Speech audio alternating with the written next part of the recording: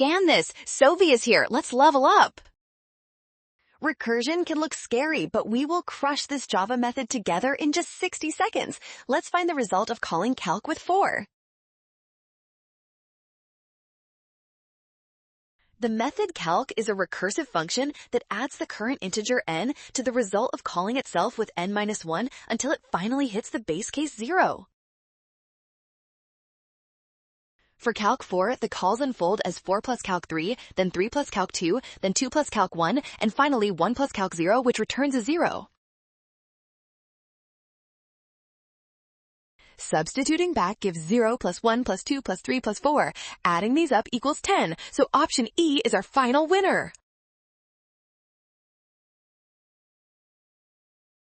Well done! Scan the code. You can learn better with Sovi. Watch signs and avoid rush. Trust given values and check steps carefully.